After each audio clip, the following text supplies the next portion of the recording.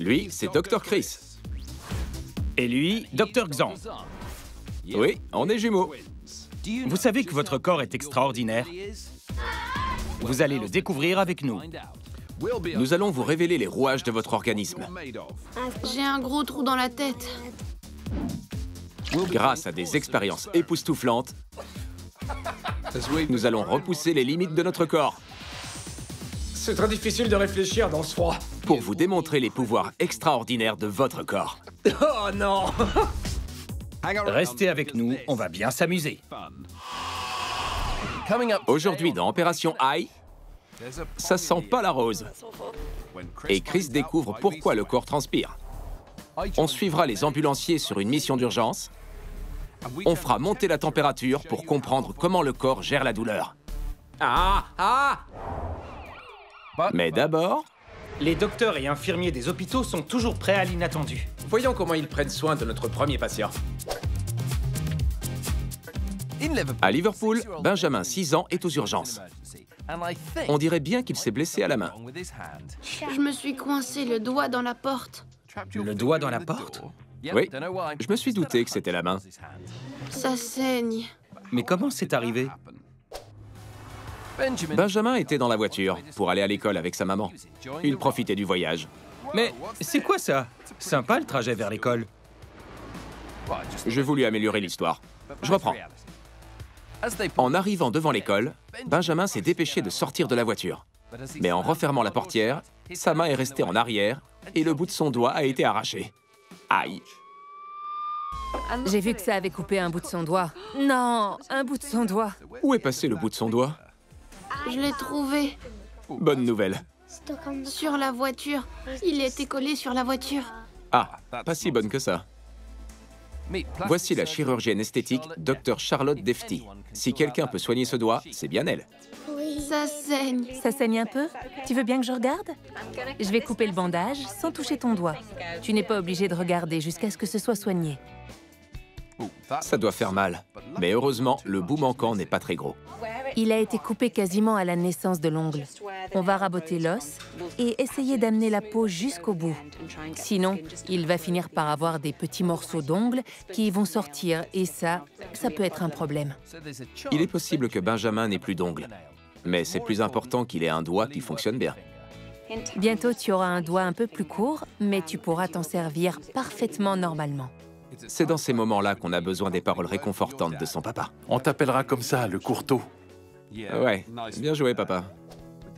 Maintenant que le diagnostic est posé, on reviendra plus tard pour voir comment se passe l'opération de Benjamin. Direction notre laboratoire, où nous allons mettre nos corps à l'épreuve pour vous montrer comment le vôtre fonctionne. Aïe, ça fait mal! Surtout, n'essayez pas de le refaire chez vous. Aouh! Ça t'a fait mal? Oui, arrête! D'accord. Et ça? Non mais arrête, j'aime pas ça! Il nous arrive à tous d'avoir mal. Vous avez plus de 3 millions de récepteurs de douleur dans tout votre corps, mais certaines zones, comme ici, ont plus de récepteurs que d'autres, comme là. Je sais que ce n'est pas bien de pincer Xand, mais c'était pour vous expliquer les récepteurs de la douleur. Les récepteurs de la douleur sont des terminaisons nerveuses spécialisées. Ce sont des messagers, donc lorsqu'ils détectent une quelconque douleur, ils disent à votre cerveau que ça fait mal. La douleur peut être très utile parfois parce qu'elle vous évite d'endommager votre corps accidentellement. Mais pourquoi ressentons-nous la douleur différemment en fonction des situations? On peut parfois se cogner l'orteil et souffrir le martyre, et il arrive qu'on se coupe gravement en jouant au foot et qu'on ne s'en rende compte qu'à la fin du match. Et ça, c'est parce que la douleur passe par la tête. Ce qui veut dire qu'on peut réduire l'intensité de la douleur que l'on ressent et nous allons vous montrer comment. Mais avant de vous montrer ce tour, je vais infliger une petite douleur à Xand pour qu'on voit comment une personne réagit normalement. Ah, génial. Ceci est un stimulateur thermosensoriel. C'est une machine à souffrance. Je vais le poser sur la main de Xand et monter la température jusqu'à ce qu'il ne puisse plus le supporter. Et je vais lui faire la même chose et nous verrons bien qui encaisse le mieux. T'en fais un peu trop, tu crois pas? Cet appareil médical est utilisé par les scientifiques pour évaluer la sensibilité des gens. La chaleur de l'extrémité de la sonde va augmenter quand je vais tourner ce bouton. Ça ne le brûlera pas, mais on va voir jusqu'à quel point Xand va supporter la douleur en observant les signaux de douleur que va envoyer son corps à son cerveau. T'es prêt, Xand? Ouais. Ah! Je l'ai pas allumé. Repose ta main. Allez. Ici, on peut lire la température de la sonde. Je vais l'augmenter. Oh, d'accord. Attention, nous pouvons le faire parce que nous sommes médecins. Oui, ça se réchauffe, c'est chaud maintenant. J'augmente un peu la température. Je sens bien que c'est chaud. Ah, ouais, ok. Encore un peu. Ah, ouais, non, ça brûle vraiment maintenant.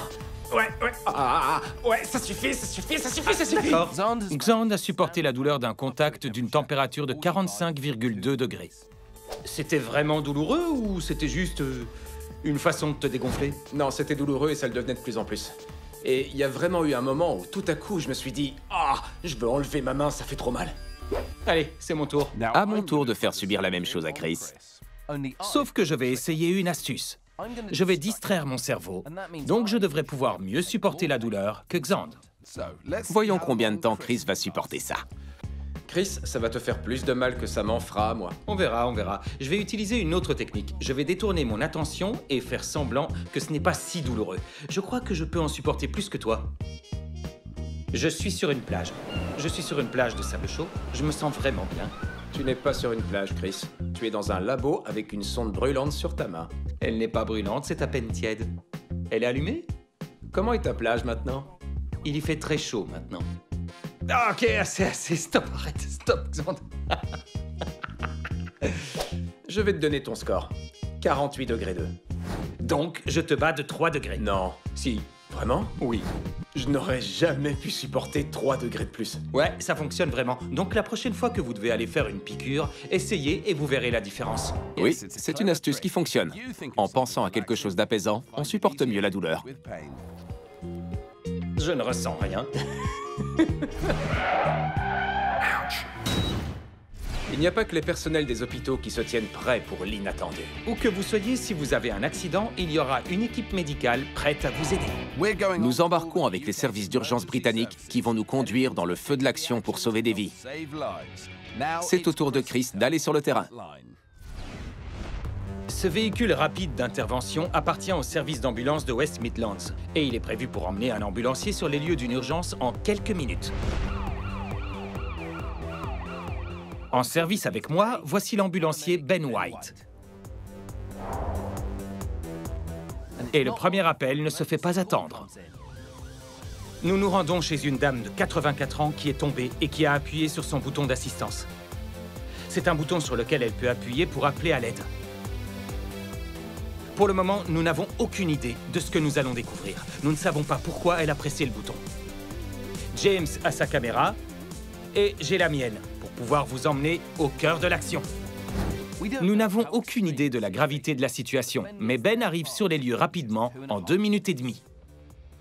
Il est vital d'arriver sur place aussi vite que possible. Le patient pourrait être gravement blessé. Bonjour madame, c'est les secours. En entrant, on trouve Lottie qui est tombée par terre. Racontez-moi. Je suis allée jusqu'à la chaise, mais je l'ai ratée et je suis tombée. C'était une vraie chute? Vous n'avez pas fait de malaise avant? Non, Si? non, non. D'accord. Ben va maintenant examiner Lottie pour s'assurer qu'elle n'ait pas de lésions graves. Vous avez mal là? Non plus. Vous avez mal au dos? Non, Des douleurs dans les hanches peut-être? non. On vous relève? Oui. On va vous soulever et vous installer dans votre fauteuil. Quand vous tombez, vous vous relevez facilement. Mais en vieillissant, les muscles s'affaiblissent et il est plus difficile de se déplacer. Comment vous vous sentez? Je me sens bien. Pas de vertige? Non. Ben va l'ausculter afin de s'assurer que la seule chose à faire, c'est de la remettre dans son fauteuil et qu'elle soit en bonne santé. D'après ce que je vois, tout va bien. Votre tension est bonne. Vous n'êtes pas blessé visiblement. On a examiné Lottie et tout a l'air normal. Elle a des aides à domicile qui passent 4 fois par jour et dispose d'un médaillon d'alarme. Donc, si elle ne se sent pas bien ou si elle a un problème, on reviendra. C'est une bonne nouvelle pour Lottie, mais elle se fait rouspéter par son amie Anne. Elle me gronde. Je te gronde parce que t'aurais pas dû te lever de ta chaise. On n'est jamais trop âgé pour se faire gronder. Ça m'arrive encore de me faire gronder. Lottie, on va vous laisser maintenant. D'accord. Portez-vous bien. Si quelqu'un tombe et que personne n'est là pour l'aider, au bout d'à peine quelques heures, ça peut devenir très sérieux. Heureusement, Lottie a un bouton autour de son cou, ce qui nous a permis d'être là en quelques minutes. Ben l'a assise dans son fauteuil et maintenant elle sourit. C'est une bonne résolution. Grâce aux ambulanciers comme Ben, qui se rendent rapidement sur les lieux, des professionnels de santé arrivent à votre secours en quelques minutes. À suivre, je mets des talons hauts au nom de la recherche médicale et Chris tombe la blouse pour comprendre pourquoi on transpire. Et on vous fait découvrir comment bluffer vos copains grâce à un nouveau tour étonnant. Waouh, c'est extraordinaire, comme ce qui va suivre. Dans cette pièce sombre, regardez cet homme. Ce n'est pas un homme ordinaire. Alors qu'a-t-il de spécial? Ses cheveux rouges? Non, Chris. Les lunettes de soleil? Non, Chris. Alors l'épée? Tu y es presque. En fait, cet homme possède un corps extraordinaire. Voici Garrett le puissant. C'est un avaleur de sabre.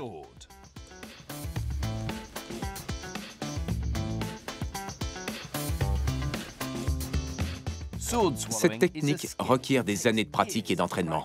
Alors n'essayez jamais de refaire ça. Cela vous tuerait. Lorsque Garrett avale son sabre, il descend tout au fond jusqu'à l'estomac, évitant de peu le cœur et les poumons. S'il faisait la moindre erreur, il en mourrait. La précision ne fait pas tout. Pour réaliser ce tour exceptionnel, Garrett doit réfréner le réflexe naturel de rejeter le sabre. Le réflexe nauséeux déclenche l'envie de vomir quand on touche au fond de la gorge. Rien qu'à le regarder, ça le fait. Garrett a mis des années à apprendre la technique pour enfoncer le sabre sans toucher les organes vitaux. Le plus difficile, c'est de se détendre alors qu'on fait quelque chose de pas relaxant du tout. Je veux bien le croire. Pas facile avec ce sabre dans la bouche. Au cas où vous penseriez qu'il y avait un trucage, voici la preuve que non. Et ça, c'est extraordinaire.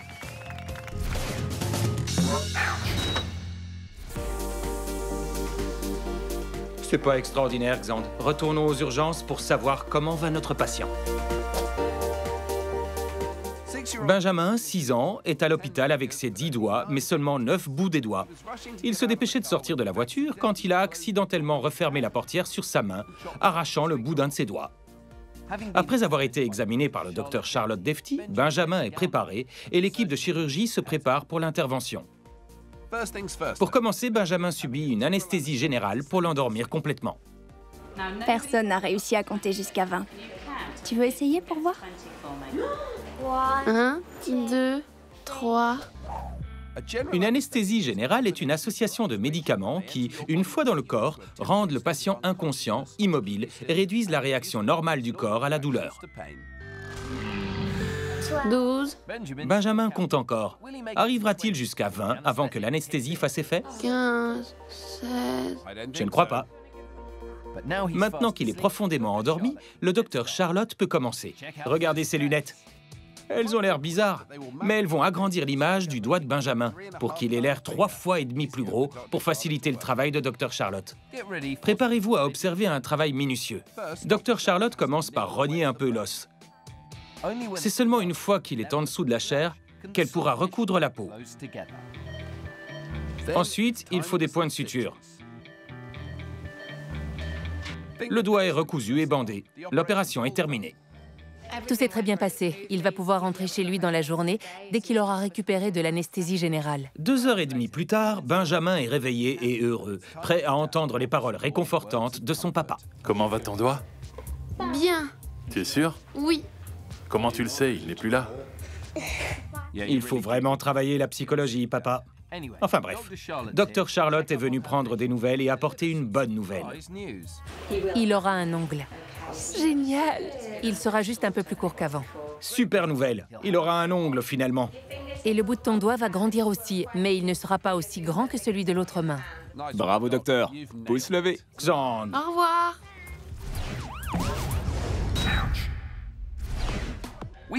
Nous avons plein de tours incroyables à vous montrer. Voici comment embrouiller le cerveau de vos copains en utilisant juste de l'eau. Pour cette expérience, Xand, j'ai besoin d'un bol d'eau glacée. Et maintenant, je vais te demander de me passer un bol d'eau tiède.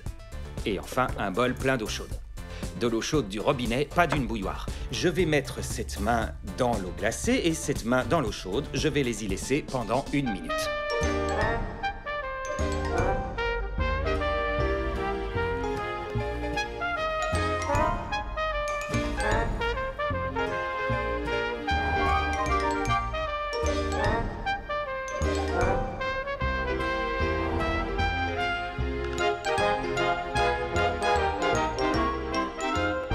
Et maintenant, je vais mettre mes 2 mains dans le bol du milieu. Et ça, c'est vraiment bizarre, parce que la main qui était dans l'eau glacée a très chaud et la main qui était dans l'eau chaude semble glacée. Je suis dans un état de confusion neuronale totale. Xand, peux-tu me dire ce qui m'arrive?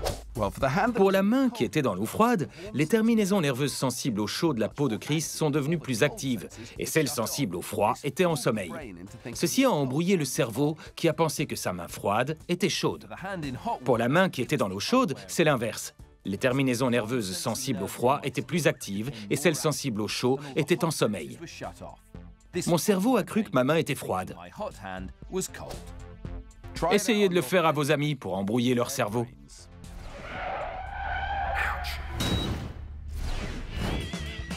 Direction l'hôpital pour vous montrer les coulisses des services. Aujourd'hui, le laboratoire d'analyse du mouvement.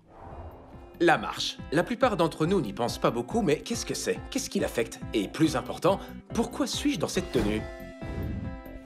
Je me trouve à l'hôpital Alder Hey de Liverpool dans un laboratoire spécial où on analyse le mouvement et je vais exiger des réponses. Tout le monde marche différemment. Votre style personnel et votre démarche. La directrice du laboratoire, Jill Holmes, va m'en dire plus. Les gens qui viennent nous consulter ont un problème. Leurs médecins veulent comprendre pourquoi ils marchent d'une drôle de façon et comment on peut les aider. Donc plus on en sait sur la démarche de quelqu'un, et plus les docteurs peuvent prendre les bonnes décisions concernant une opération ou comment repositionner les muscles, comment aider les patients à faire des exercices pour aller mieux. Dans cet endroit incroyable, des caméras sophistiquées et un système informatique créent une modélisation 3D de la démarche du patient. Ainsi, on peut l'examiner précisément et décrire leur façon de marcher et déceler le problème. D'accord, mais pourquoi je porte cette tenue ridicule? Afin qu'on trace où tu es et ce que tu fais, on a placé des capteurs sur ton corps. Je vais partir du bon pied. Allez. Vas-y.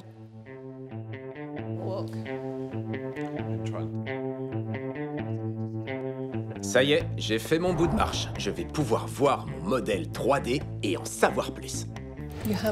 Tu as une démarche normale et efficace. Est-ce que j'ai une démarche cool, comme celle d'une star de cinéma ou un danseur, par exemple? C'est une démarche ordinaire. Une démarche ordinaire?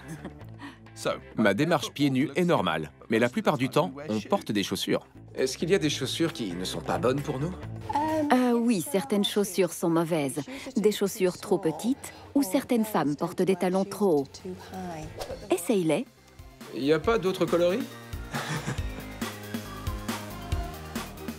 Si Chris me voyait maintenant. Jill veut me montrer comment les chaussures peuvent influer sur les muscles et les articulations.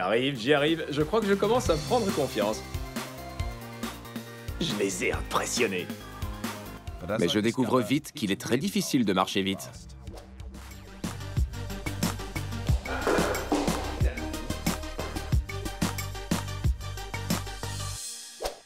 En observant ma modélisation 3D, on voit que mes jambes ne se tendent jamais quand j'ai des talons, ce qui a des répercussions sur tout le reste de mon corps. Donc on voit bien à quel point c'est mauvais pour la santé de porter des talons tout le temps.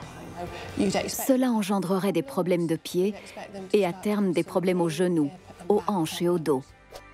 En fait, tous les styles de chaussures ont un effet sur le corps, et peu importe ce qu'on porte, il est primordial que les chaussures soient à votre taille.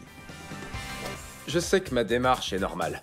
Nous avons constaté à quel point les chaussures affectent notre démarche. Mais le plus décevant, c'est que mon ambition de devenir mannequin sur les podiums a été réduite à néant. Merci, Jill. Quelle quantité de transpiration un adulte produit-il en une année? Est-ce A, assez pour remplir un pistolet à eau? B, assez pour remplir un seau? Ou C, assez pour remplir une voiture familiale? La bonne réponse est la C, assez pour remplir une voiture familiale. 1264 litres pour être précis. Oh, c'est une affaire pour l'enquête. Aïe. Oh. Vos pieds possèdent plus de 250 000 glandes sudoripares.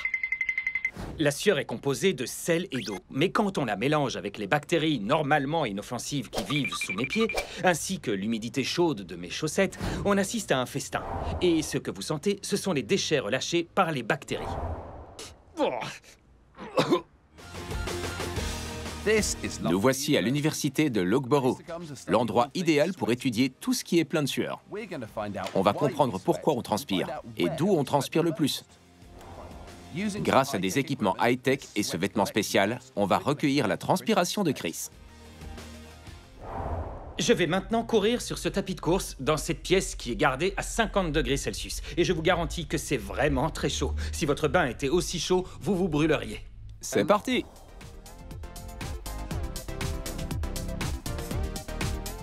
Je ne fais que trottiner. Si je faisais la même chose à l'extérieur, ce serait plutôt facile. En plus, j'ai ces ventilateurs en face de moi qui m'envoient de l'air chaud dessus. Le fait de courir dans une pièce dont la température monte à 50 degrés fait grimper de façon impressionnante la température du corps de Chris. Si elle s'élevait jusqu'à la température de la pièce, il mourrait certainement. J'ai donc besoin de perdre de la chaleur et c'est très dur d'abaisser sa température quand l'air autour de soi est plus chaud qu'il ne le faudrait. Alors le seul moyen de le faire, c'est en transpirant. La transpiration sert à évacuer l'énergie de la chaleur pour nous permettre de nous rafraîchir quand on a trop chaud. Mais ça ne fonctionne pas très bien quand on porte un sac poubelle qui empêche la sueur de s'évaporer. C'est vrai, mais c'est trop tôt pour t'arrêter. La transpiration que produit Chris n'est pas uniquement constituée de sel. On y trouve d'autres éléments louches. En fait, la sueur est un peu comme le pipi. Ça ressemble à l'urine. Alors ne l'oubliez pas. La prochaine fois que vous vous passerez la langue sur la lèvre. C'est dégueu. On va avoir assez de transpiration là. C'est bon, Chris, on arrête. Voici le professeur George Avnit, un expert en transpiration. C'est un métier malodorant, mais il faut bien que quelqu'un le fasse. Il va peser les compresses du vêtement et des chaussures de Chris pour découvrir quelle quantité de transpiration il a produit et d'où il a le plus transpiré. On vient juste de me peser et je fais 1 kilo de moins maintenant qu'avant le début de l'exercice. Et ça, c'est l'équivalent de ce que j'ai transpiré. Ce qui fait beaucoup en une demi-heure, pas vrai? C'est beaucoup. Normalement, un athlète de haut niveau monte jusqu'à 3 ou 4 litres. Et toi, tu as fait un peu plus d'1 litre en 30 ou 40 minutes. C'est une belle performance. Je suis un peu vexé. Je pensais être un athlète de haut niveau. Tu peux rêver, Chris. Découvrons maintenant d'où tu as le plus transpiré. Si on compare les différentes données collectées, on découvre que tu as beaucoup transpiré du dos, le long de la colonne, plutôt que devant. Ah bon? D'accord. C'est en général ce qu'on découvre quand on analyse les gens. Tu as le plus transpiré du front, comme presque tout le monde. Souvent, c'est le double du reste du corps, et le dos en deuxième. Et pour mes pieds? C'est surprenant, mais on transpire moins des pieds qu'on imagine. Souvent, on porte des chaussures et ça emprisonne la transpiration. C'est pour ça qu'on pense qu'on transpire beaucoup des pieds. Mais quand on prend les mesures, la transpiration des pieds représente 1/5 de la totalité du corps. On a appris que ce n'est pas des pieds que Chris transpire le plus. Mais est-ce de là qu'il sent le plus? On va voir ça. En courant dans la salle chauffée, j'ai beaucoup transpiré. Mais qu'est-ce qui sent le plus mauvais? Les compresses sur mon corps ou mes pieds? Il va falloir trouver quelqu'un qui accepte de sentir ça d'abord. Non, merci. Non? Vous êtes sûr? Ouais. Renifler mes baskets? Non? D'abord, la transpiration de son corps. Vous en dites quoi? Ça sent pas très bon. C'est pas une super odeur. Ok, et maintenant une basket. Oh, c'est horrible, c'est dégoûtant. Oh ouais, c'est terrible. Oh, Burke. Je crois qu'on a un gagnant odorant. Mes pieds sont de loin les plus odorants et ce n'est pas une surprise. Ça, c'est les baskets de Xander. C'est toi qui les avais? Même si nos pieds transpirent moins que d'autres parties du corps, ils sont les plus malodorants. C'est parce qu'on les enferme dans des chaussures tous les jours. Mais sans la transpiration, le corps serait incapable de réguler sa température et on ne pourrait pas survivre. Chaque année, au Royaume-Uni, 5 millions de personnes doivent se rendre au service des urgences d'un hôpital. Et parfois, certains cas sont plus insolites que d'autres. Allons voir notre prochain patient. À Liverpool, Kyle, 14 ans, est arrivé aux urgences en raison d'une main douloureuse et enflée parce qu'il est rentré dans un mur. Le lendemain matin, elle était hyper enflée et ça faisait mal. Attends, c'est quoi l'histoire du mur? Kyle était en cours d'espagnol pendant une évaluation orale. La prof lui posait plein de questions. ¿Cómo te amas? ¿Dónde vives? Les questions s'enchaînaient. Joli le lézard. ¿Qué quieres comer? ¿A qué hora sale el próximo tren? Oh oh, mais il a oublié tout ce qu'il avait appris. Vexé et en colère, il est sorti en courant de la classe. C'est là que le mur, tout à coup, et alors qu'on ne lui avait rien demandé, a frappé brutalement la main de Kyle. Bon, Kyle a cogné le mur avec la main. Aïe. C'était pas malin. Si est stupido. Mais sa main doit être douloureuse. J'avais piscine en cours de sport. Et rien que de toucher l'eau, ça me faisait mal. Il vaut mieux te faire examiner alors. Mais faudra avouer à Sir Joe ce que tu as fait, amigo. J'avais un contrôle d'espagnol et je l'ai raté. Alors je me suis énervé tout seul et j'ai tapé dans le mur. Je vois que c'est gonflé, là. Tu vas aller passer des radios et on agira en fonction. La radiologie, alors. J'ai l'impression que c'est plus grave qu'une simple foulure. En attendant les clichés, vas-y, Kyle, on va faire de l'espagnol. Comment tu dis, je me suis fait mal à la main? Et comme le mur tremble de peur qu'il se trompe... Mi mano es malo. C'est bon, on se détend, les murs. Il a réussi. Voici Dr Bimal Mehta. Il a examiné les radios de Kyle pour comprendre pourquoi il a mal.